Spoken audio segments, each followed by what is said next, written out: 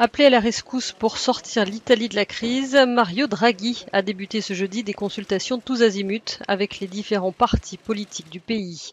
Objectif, trouver une majorité parlementaire prête à soutenir un gouvernement. L'ex-président de la BCE a débuté par les représentants des petits partis dont la coalition europhile Plus d'Europe dirigée par l'ex-commissaire européenne Emma Bonino.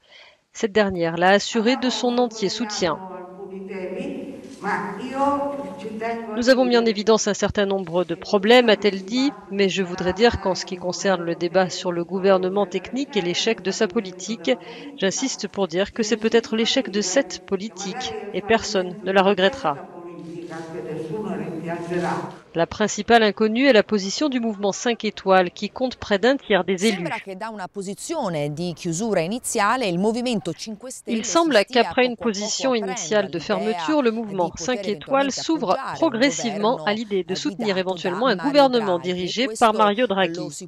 C'est ce que l'on peut comprendre à la lecture des messages d'ouverture qui sont arrivés non seulement de Luigi Di Maio, mais aussi de la maire de Rome, Virginia Raggi, et de Giuseppe Conte lui-même qui a déclaré « Je ne suis pas l'obstacle à la création de cette nouvelle coalition ».